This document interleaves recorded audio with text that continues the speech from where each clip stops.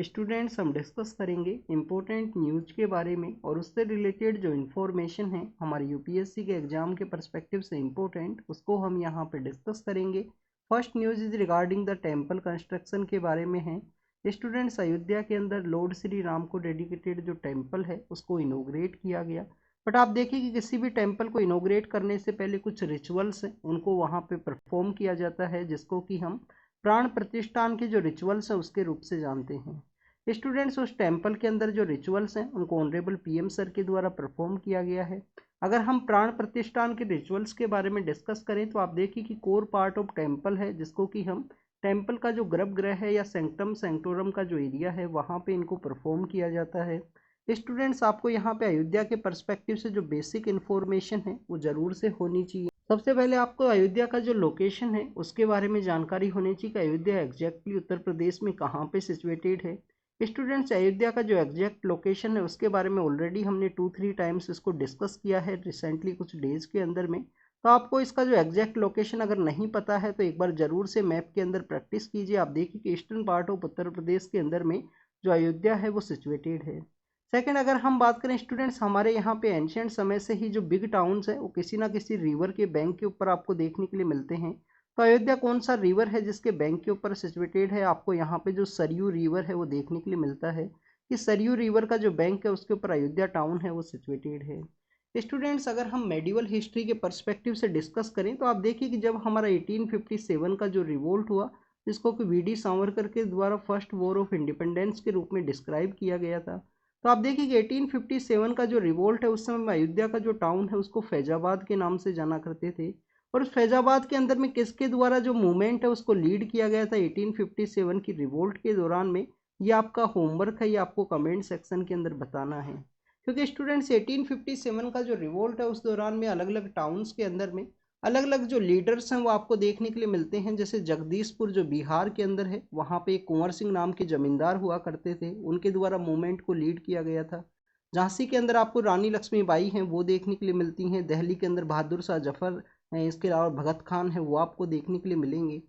तो आप देखिए कि फैजाबाद के अंदर में किन के द्वारा जो मूवमेंट है उसको लीड किया गया था, आपको कमेंट सेक्शन के अंदर बताना है। क्या मौलवी अहमदुल्ला है या नाना नाना साहिब हैं, उनके द्वारा मूवमेंट को वहाँ पे लीड किया गया था, ये आप जरूर से बताना। स्टूडेंट्स, अगर हम टेम्पल के बारे में यहाँ पे डिस्कस करें तो आप देखिए कि हमारे यहाँ पे टेम्पल का जो डिफरेंट डिफरेंट स्कूल्स हैं या डिफरेंट टाइप के जो टेम्पल आर्किटेक्चर है वो आपको देखने के लिए मिलता है। मेजरली रूप से 2 पार्ट्स के अंदर में जो टेम्पल आर्किटेक्चर है उसको डिवाइड किया जाता है। नॉर्दर्न पार्ट के जो टेम्पल आर्किटेक्चर्स हैं उनको हम यहाँ पे नगारा स्कूल ऑफ टेम्पल आर्किटेक्चर के रूप से जानते हैं। सदर्न पार्ट के जो टेम्पल्स हैं उनको बेसिकली यहाँ पे Dravid style of temple architecture के रूप से कहा जाता है। तो अयोध्या के अंदर जो टेम्पल बनाया गया है लॉर्ड श्री राम को डेडिकेटेड, वो आपको नगारा स्कूल ऑफ टेम्पल आर्किटेक्चर के रूप में देखने के लिए मिलता है। आप देखिए कि नगारा स्कूल ऑफ टेम्पल आर्किटेक्चर के कुछ यहाँ पे कैरेक्टरिस्टिक फीचर्स हैं, उनके बारे में आपको पता होना चाहिए। कैरेक्टरिस्टिक फीचर्स ये हैं कि यहाँ पे जो मंडप है असेंबली हॉल आपको देखने के लिए मिलेगा। स्टूडेंट, जो टेम्पल का जो विमान है उसको अलग अलग टाइप से अलग अलग पार्ट्स के अंदर में जाना जाता है। नॉर्दर्न पार्ट के अंदर में जो टेम्पल्स है उसका कंस्ट्रक्शन के दौरान में आप देखिए कहीं पे आपको जो रेखा डुअल का जो कॉन्सेप्ट है, कहीं पे आपको जो कलश का जो कॉन्सेप्ट है वो टेम्पल के अंदर में देखने के लिए मिलता है। पंचायतन स्टाइल है उसको भी कंस्ट्रक्ट किया जाता है अलग अलग एरियाज के अंदर में। अगर हम नॉर्दर्न पार्ट के जो टेम्पल आर्किटेक्चर्स हैं उसके अलग अलग स्कूल्स के बारे में डिस्कस करें तो आप देखिए Orissa school of temple architecture आपको देखने के लिए मिलेगा। वहाँ पे जो वॉल्स हैं उनको लेविसली वे में डेकोरेट किया जाता है, आउटर वॉल्स को। इसके अलावा आप देखिए कि Chandela school of temple architecture है जो आपको खजुराहो के रीजन के अंदर भी देखने के लिए मिलता है। और इसके अलावा एक आपको Solanki school of temple architecture है वो देखने के लिए मिलेगा, जो गुजरात और राजस्थान के जो टेम्पल्स है वो डेडिकेटेड हैं। काफ़ी सारे ऐसे टेम्पल्स हैं जो आपको यहाँ पे लॉर्ड सन को डेडिकेटेड हैं, वो इंडिया के अंदर सिचुएटेड हैं। जैसे कि उड़ीसा के अंदर कोणार्क का सन मंदिर है। आप देखिए कि गुजरात के अंदर मोदेरा टेम्पल है वो आपको देखने के लिए मिलेगा। तो आपको सन टेम्पल्स का एक लिस्ट है उसके बारे में भी ज़रूर से आप प्रिपेयर करना।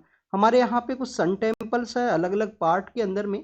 काफ़ी बार ऐसा क्वेश्चंस को प्रैक्टिस करवा लिया जाएगा। आपको नॉर्थ से साउथ जो टेम्पल्स है उनको यहाँ पे आपको लिखना है आपकी लोकेशन के बेसिस पे, या उनको मैच करना है। ऐसे आपसे जो क्वेश्चंस है वो पूछ लिए जाते हैं एग्जामिनेशन के अंदर में।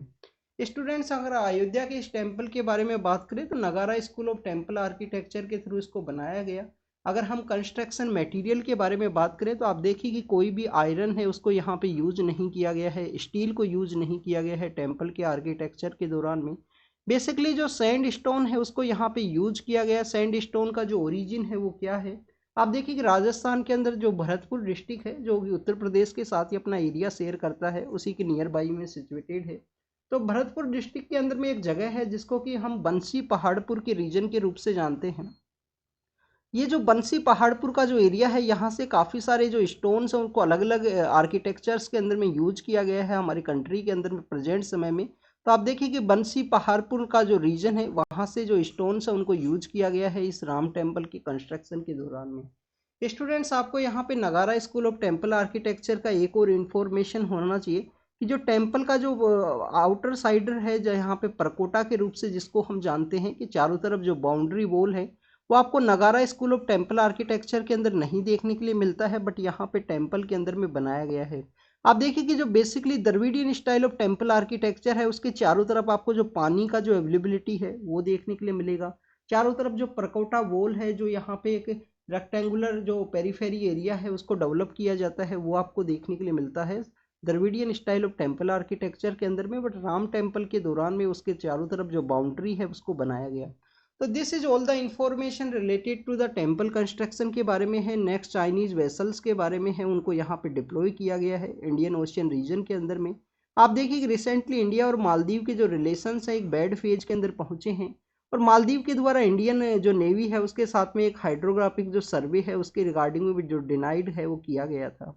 अभी रिसेंटली जो चाइना की जो वेसल्स हैं उनको डिप्लॉय किया गया है इंडियन ओशियन रीजन के अंदर में, स्पेशली मालदीव के वहाँ पे ओशियनोग्राफिक जो सर्वे है उसके पर्सपेक्टिव से।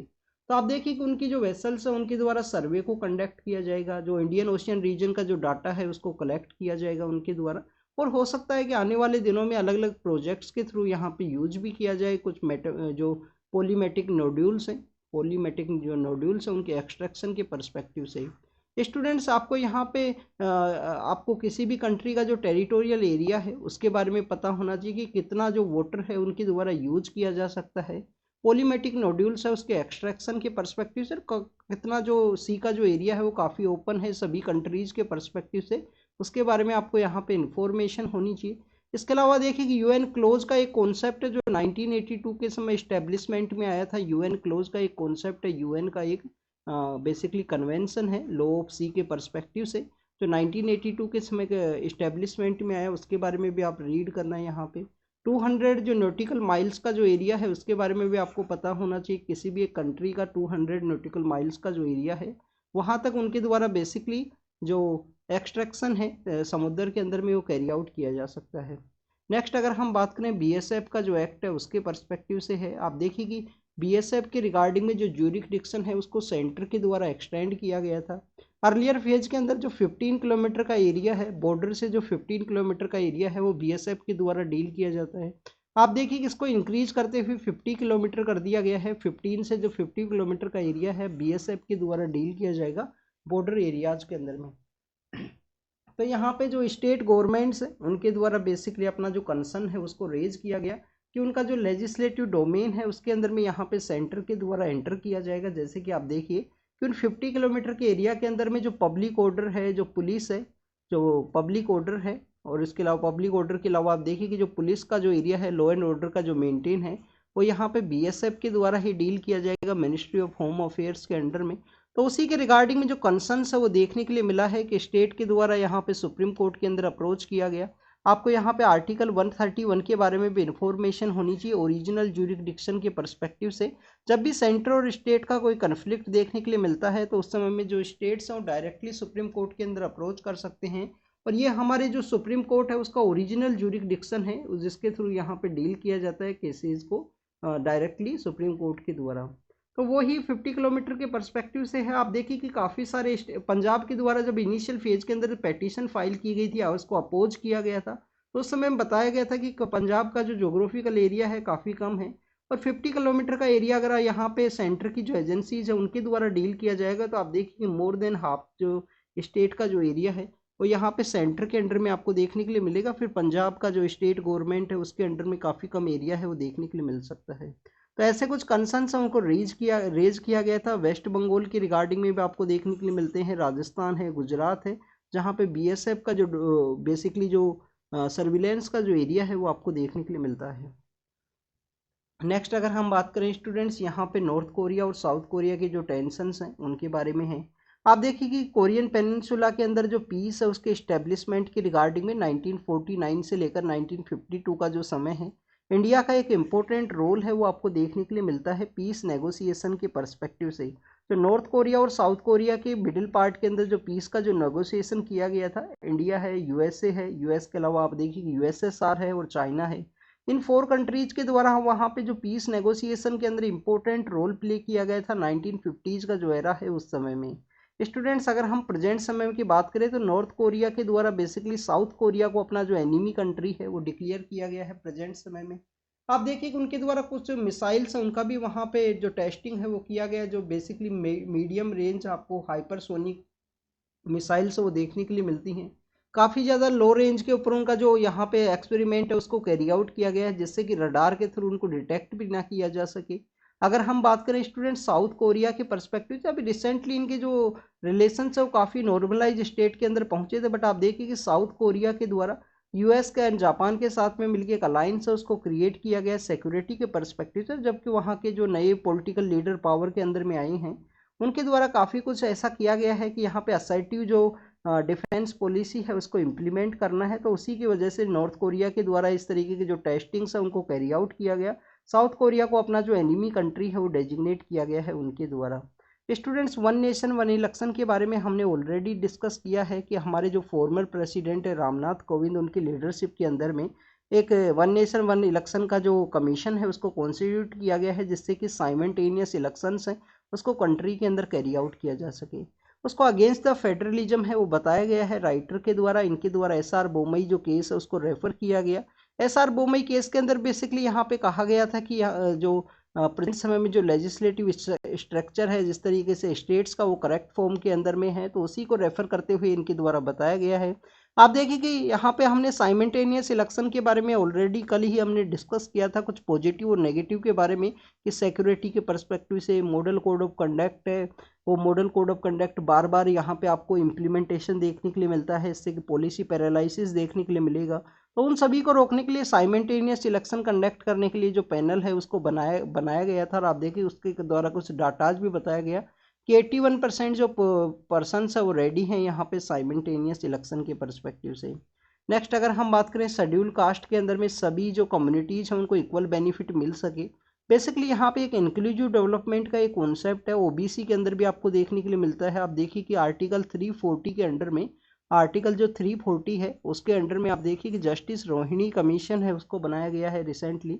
जस्टिस रोहिणी कमीशन का रिकमेंडेशन था कि 4 वे में जो कैटेगराइजेशन है वो कर दिया जाए। कुछ ऐसी कम्युनिटीज़ हैं जिनको रिजर्वेशन मिला है और उनका मोर डोमिनेशन आपको देखने के लिए मिलेगा।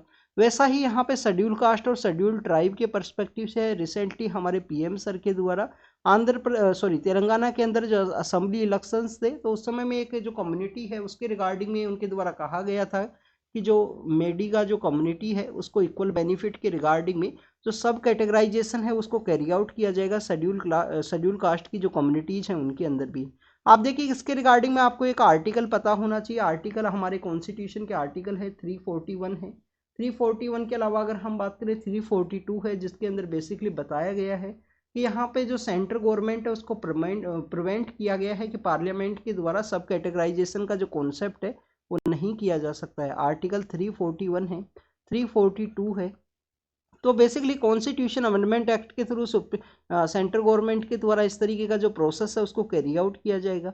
स्टूडेंट्स, ये बेसिकली एक इंक्लूसिव डेवलपमेंट का जो कॉन्सेप्ट है वो आपको देखने के लिए मिलेगा। आप देखिए कि कोई हो सकता है कि 20-40 ऐसा कम्युनिटीज़ हो पावर के अंदर में हो, उस कैटेगरी के अंदर हो, बट वहाँ पे अगर मोर डोमिनेशन एक कम्युनिटी का है जिसके द्वारा बेटर रिसोर्सेज को यूज किया गया, एजुकेशन को यहाँ पे यूज किया गया, तो उन्हीं को मोर बेनिफिट है वो आपको देखने के लिए मिलेगा। तो दूसरी कम्युनिटीज़ को अगर ये बेनिफिट को प्रोवाइड करना है तो वहाँ पे इनका जो सब कैटेगराइजेशन है उसके करने के बिहाइंड में मेन रीजन यही है, इंक्लूसिव डेवलपमेंट को कैरी आउट किया जा सके। Next is about the foreign contribution regulation act के बारे में है। आप देखिए कि हमारे यहाँ पे centre for policy research world vision India का जो एनजीओ है उनका बेसिकली एफसीआरए रजिस्ट्रेशन है उसको कैंसिल किया गया है गवर्नमेंट के द्वारा रिसेंटली। आपको एफसीआरए के बारे में पता होना चाहिए, मिनिस्ट्री ऑफ होम अफेयर्स के अंडर में आपको ये देखने के लिए मिलता है। इसके दौरान में जो रजिस्ट्रेशन है वो कैरी आउट किया जा सकता है। आप देखिए कि 2020 के समय नए रूल्स आए हैं, एवरी 5 ईयर के रिगार्डिंग में आपको एफसीआरए का जो रजिस्ट्रेशन है वो रिन्यू करवाना होगा, अपनी जो डाटाज है वो गवर्नमेंट को प्रोवाइड करना होगा। आपका जो अकाउंटेबिलिटी है उसके रिगार्डिंग में कि आपका जो मनी जो आपने रिसीव किया उसको 50% एडमिनिस्ट्रेटिव पर्पज से आपको यूज़ करना है। किसी दूसरे एनजीओ को आप मनी है वो सप्लाई नहीं कर सकते हो कि किसी दूसरे एनजीओ के रनिंग के परस्पेक्टिव से। स्टूडेंट्स, इन एफसीआरए कानून को ओरिजिनली कब लाया गया था? 1976 के समय में। 1976 के समय इनका ओरिजिन आपको देखने के लिए मिलता है। बट आप देखिए कि 1976 का जो कानून है उसको रिपील कर दिया गया था 2010 के समय में। तो प्रेजेंट समय का जो कानून है वो 2010 के समय में है। एक अमेंडमेंट आपको 2020 के समय आपको देखने के लिए मिलता है, जिसके अंदर 50% एडमिनिस्ट्रेटिव वे में जो डोनेशन है उसको एक्सपेंडिचर करना है, 5 ईयर के अंदर रिन्यू करवाना है आपको अपना जो यहाँ पे एफसीआरए का जो लाइसेंस है, उन सभी के बारे में मेंशन किया गया था। मेन काम क्या है कि गवर्नमेंट का यहाँ पे अपना जो फॉरेन कंट्रीब्यूशन है उसको रेगुलेट करना है कि बाहर से आने वाला मनी इस तरीके से हमारा जो इंटरनल सिक्योरिटी है उसको इफेक्ट ना करे, गवर्नमेंट का जो एक्सपेंडिचर है, गवर्नमेंट की जो पॉलिसीज है उसको हैम्पर है वो ना किया जा सके फॉरेन फंडिंग के परस्पेक्टिव से। स्टूडेंट्स, अगर हम यहाँ पे बात करें 2015 के समय से, आप देखिए कि 16,000 के आसपास हमारे एनजीओज हैं जिनका जो एफसीआरए लाइसेंस है उसको कैंसिल किया गया है। तो उसी के बारे में यहाँ पे डिस्कस किया गया कि जो सेंटर फॉर पॉलिसी रिसर्च है उसके द्वारा गवर्नमेंट का काफ़ी सारा क्रिटिसिज्म देखने के लिए मिला है। उनके द्वारा एग्जैक्ट अपने जो डाटाज है उनको भी नहीं बताया गया। अगर हम बात करें वर्ल्ड विजन इंडिया के बारे में, उनके रिगार्डिंग में चिल्ड्रंस के परस्पेक्टिव से काफ़ी कुछ काम किया गया है, बट आप देखिए कि उनके द्वारा अपनी जो रिपोर्ट्स हैं वो गवर्नमेंट को सबमिट नहीं की जाती हैं। एक कोविड-19 का इम्पैक्ट है वो भी आपको देखने के लिए मिलता है कि कोविड-19 की वजह से भी काफ़ी सारे एनजीओज के द्वारा अपने जो इंफॉर्मेशंस है, जो रजिस्ट्रेशंस है उनको यहाँ पे रिन्यू है वो नहीं करवाया गया। नेक्स्ट अगर हम बात करें जेंडर एंड कास्ट बेस, यहाँ पे प्रस्पेक्टिस बताया गया है कि लेबर फोर्स के अंदर में वुमेन्स अगर पार्टिसिपेट करती हैं उसके रिगार्डिंग में एक जेंडर का भी रोल आपको देखने के लिए मिलेगा लेबर फोर्स के अंदर पार्टिसिपेशन की रिगार्डिंग में।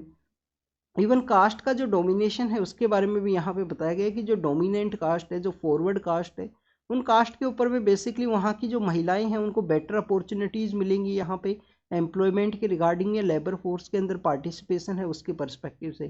तो उन्हीं सबको यहाँ पे डिस्कस किया गया है। आपको यहाँ पे एक बेसिक इन्फॉर्मेशन होनी चाहिए कि जब हम जेंडर गैप इंडेक्स के बारे में रीड करते हैं, आप देखिए जेंडर गैप जो इंडेक्स है जो वर्ल्ड इकोनॉमिक फोरम के द्वारा निकाला जाता है, तो उसके अंदर में इंडिया का जो रैंकिंग है उसको आपको पता होना चाहिए। 2023 के समय में 127 जो रैंक है, 2023 के समय 127 रैंक है वो इंडिया का दिया गया था global gender gap index report के अंदर, जो वर्ल्ड इकोनॉमिक फोरम के द्वारा निकाला जाता है।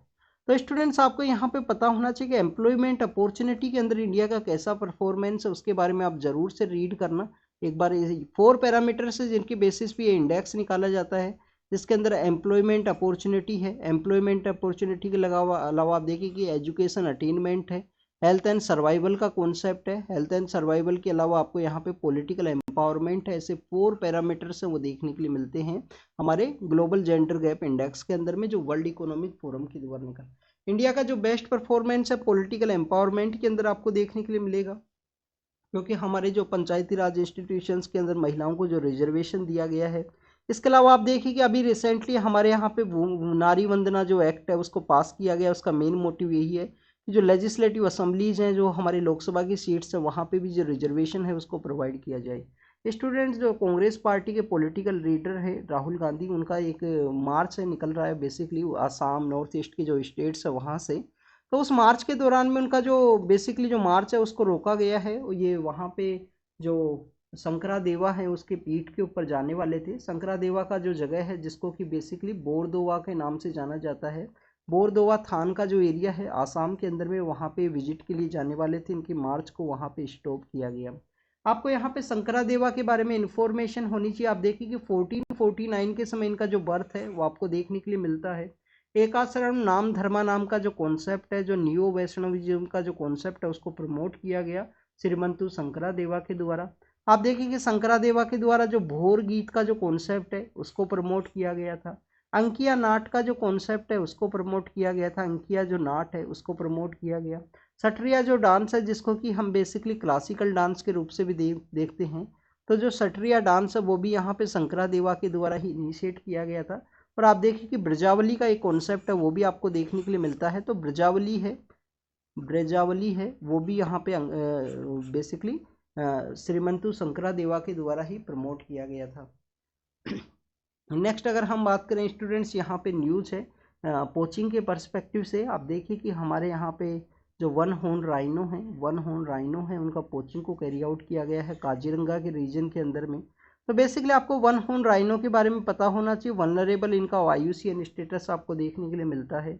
कंटिन्यूस इनका जो पोचिंग है उनको एक्टिविटी को कैरी आउट किया जाता है, क्योंकि इनका जो हॉर्न है उसको यूज किया जाता है अलग अलग मेडिसिन के अंदर में, सुपरस्टिशियस जो थिंग्स हैं उनके अंदर में, और चाइना के अंदर इनका जो सप्लाई है वो देखने के लिए मिलता है।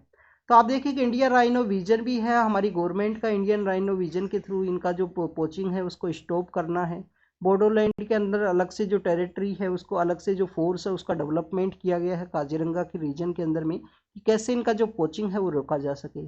तो पोचिंग का जो इंसिडेंट है वो सामने आया है कि ब्रह्मपुत्रा रिवर के थ्रू जो पोचर्स है वो एंटर हुए हैं यहाँ पे इस काजीरंगा का जो रीजन है उसके अंदर में।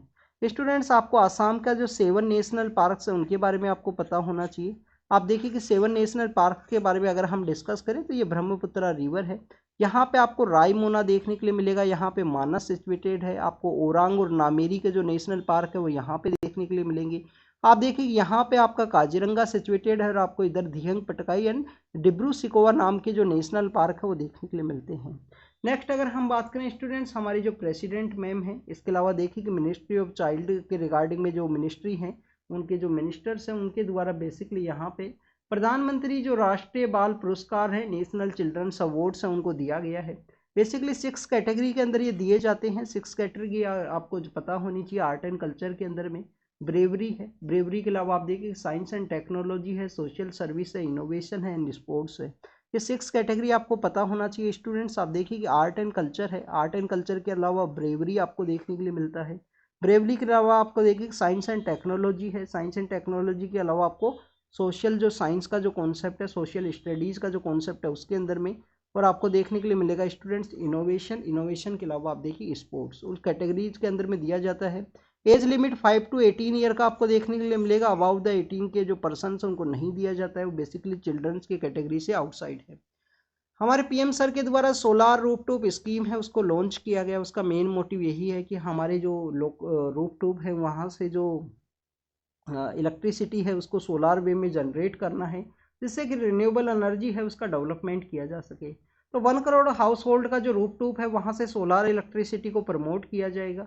आप देखिए प्रेजेंट समय में 2.2 जो गीगावाट है आपको देखने के लिए मिलता है सोलार के जो रूफटॉप्स के थ्रू जो सोलार एनर्जी है उसका प्रोडक्शन। स्टूडेंट्स, आपको यहाँ पे PM कुसुम स्कीम के बारे में भी पता होना चाहिए। आप देखिए कि PM कुसुम स्कीम है उसको लॉन्च किया गया था स्पेशली हमारे जो रूरल एरियाज है उसके अंदर में, जिससे कि इलेक्ट्रिसिटी को जनरेट किया जा सके सोलार के वे के अंदर में, जिससे कि रिन्यूएबल एनर्जी है उसको प्रमोट कर सकें। नेक्स्ट अगर हम बात करें स्टूडेंट्स, यहाँ पे तमिलनाडु मॉडल को यूज करने के बारे में डिस्कस किया गया है। तो उसी के रिगार्डिंग में एक स्पेशल टाइप ऑफ एलिफेंट्स है जिनको कि हम कुमकीज के रूप से जानते हैं, जिनको यहाँ पे उड़ीसा गवर्नमेंट के द्वारा तमिलनाडु से मंगवाया गया है, जिससे कि ह्यूमन और एलिफेंट का जो कन्फ्लिक्ट है उसको रोका जा सके। तो स्टूडेंट्स, ये तमिलनाडु का एक रोल मॉडल है जिसके थ्रू यहाँ पे ह्यूमन और एलिफेंट्स का जो कन्फ्लिक्ट है उसको रोकने के बारे में है। नेक्स्ट अगर हम बात करें फॉरेन पर्सन्स को सिटीजनशिप देने के बारे में डिस्कस किया गया है यूक्रेन के अंदर में, कि जो फॉरेन के जो फाइटर्स है यूक्रेन को जो डिफेंड करेंगे उनको जो सिटीजनशिप है वो दिया जाएगा यूक्रेन के अंदर में। नेक्स्ट आप देखिए कि चाइना के अंदर एक इंसिडेंट देखने के लिए मिला, उसके अंदर कुछ लोगों का डेथ हुआ है। इसके अलावा अगर हम बात करें और जो न्यूज़ है पाकिस्तान के पर्सपेक्टिव से है सिक्योरिटी थ्रेट के बारे में। इसके अलावा आप देखिए कि यहाँ पे जर्मनी के पर्सपेक्टिव से है, तो इन न्यूज़ों को हमने काफ़ी बार डिस्कस किया है। इसके अलावा आप देखिए कि जो इजराइल की जो न्यूज़ है वो आपको कंटिन्यूस देखने के लिए मिलती है। मिडिल ईस्ट के रीजन के अंदर में ईरान की न्यूज़ है, यहाँ पे इजराइल का जो स्ट्राइक है उसके पर्सपेक्टिव से। ईरान और पाकिस्तान की जो रिलेशंस है वो दोबारा नॉर्मलाइज हुए हैं स्टूडेंट, बोथ कंट्रीज़ के द्वारा जो डिस्कशन है उसको कैरी आउट किया गया। यहाँ आप देखिए कि जब ईरान के द्वारा पाकिस्तान के बलूचिस्तान के अंदर अटैक किया गया था तो अपने जो एम्बेसडर्स है उनको बुला लिया गया था उनके द्वारा। अब वापस से एक दूसरे के जो एम्बेसडर्स हैं उनको सेंड किया गया है अपने अपने दूसरे कंट्री के अंदर में, जिससे कि उस कंट्री के जो बेसिक जो रिलेशंस है उनको उनके द्वारा सर्व किया जा सके। तो this is all the information related to the today's newspaper. आप इसको रीड कीजिए, रिवाइज कीजिए, जो भी इंफॉर्मेशन आपको मिली है उसको नोट डाउन जरूर से कीजिए। आज का जो न्यूज़पेपर डिस्कशन है काफ़ी लेट आपके लिए अपलोड हुआ है, उसके लिए सॉरी स्टूडेंट्स। आने वाले समय में आपके लिए समय से अपलोड करने का कोशिश करेंगे। मॉर्निंग के समय काफ़ी बार जो कुछ डिस्टर्बेंस होने की वजह से नहीं कर पाते हैं, क्योंकि फिर वो नून आफ्टरनून के समय उसको करेंगे तो बेसिकली काफ़ी सारे कम बच्चे हैं उनको देखा करते हैं, इस वजह से इसको फिर इवनिंग के समय इसको अपलोड करते हैं स्टूडेंट। तो कुछ काम होने की वजह से नहीं कर पाए, कोशिश करेंगे आपको मॉर्निंग के समय अपलोड हो। तो thank you students, thank you very much.